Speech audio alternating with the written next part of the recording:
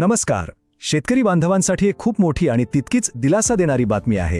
कधी जास्त पाऊस तर कधी पावसाची ओढ, या सगळ्या त्रासाला कंटाळलेल्या शेतकऱ्यांसाठी सरकारनं अखेर तो निर्णय घेतलाय ज्याची सगळेजण खूप दिवसांपासून वाट पाहत होते. राज्य शासनाने खरीप हंगाम 2024 आणि रब्बी हंगाम 2024-25 या दोन्ही हंगामांमध्ये पिकांचं जे नुकसान झालं होतं त्यासाठी पीक विमा निधी देण्याचा निर्णय घेतला आहे.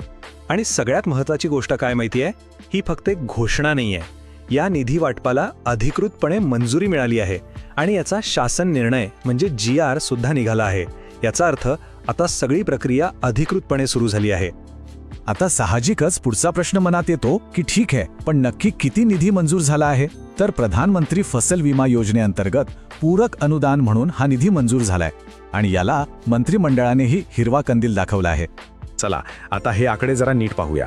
खरीप हंगाम 2024 साठी तब्बल 5,08,54,953 रुपये मंजूर झाले आहेत आणि रब्बी हंगाम 2024-25 साठी 35,96,260 रुपये मंजूर झालेत.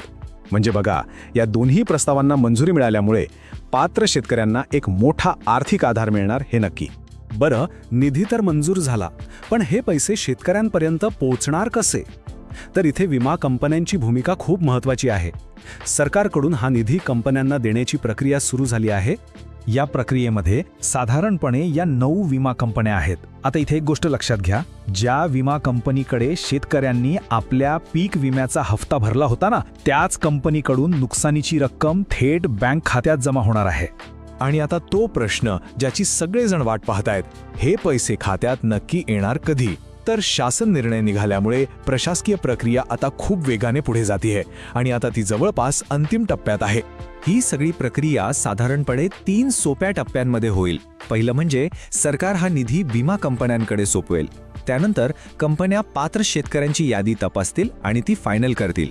आणि मग शेवटी DBT म्हणजे डायरेक्ट बेनिफिट ट्रान्सफरच्या माध्यमातून पैसे थेट शेतकऱ्यांच्या बँक खात्यामध्ये जमा होतील. पण एक मिनिट थांबा, हे पैसे मिळवण्यासाठी शेतकऱ्यांची सुद्धा काही तयारी असणं खूप खूप गरजेचं आहे. म्हणजे बघा, सरकारनं तर निधी मंजूर केलाय, पण तो आपल्यापर्यंत व्यवस्थित पोहोचण्यासाठी काही गोष्टींची पूर्तता करणं बंधनकारक आहे. ही माहिती तर अजिबात विसरू नका. हे खूप महत्त्वाचं आहे. प्रत्येक शेतकऱ्याचं बँक खातं आधार कार्डशी लिंक असायलाच हवं आणि त्याचबरोबर त्या खात्याची eKYC पूर्ण झालेली असावी. जर ह्या 2 गोष्टी झालेल्या नसतील तर मंजूर झालेला निधी खात्यात जमाच होणार नाही. त्यामुळे हे काम आजच आपल्या बँकेत जाऊन पूर्ण झाले आहे की नाही हे तपासा. तर या सगळ्या माहितीचं सार काय? तर सरकारनं आपलं काम केलंय, निधी मंजूर केला आहे. आता तो निधी आपल्या खात्यात विना अडथळा जमा व्हावा, यासाठी शेतकऱ्यांनी आपली तयारी पूर्ण ठेवणं गरजेचं आहे. आणि जाता जाता एक महत्त्वाचा विचार, सरकारच्या या निर्णयामुळे शेतकऱ्यांच्या आर्थिक गणितावर आणि पुढच्या हंगामाच्या तयारीवर नेमका काय परिणाम होईल यावर आपण सगळ्यांनीच विचार करायला हवा. महत्त्वपूर्ण व्हिडिओ आहे. इतर शेतकरी मित्रांना शेअर नक्की करा. धन्यवाद.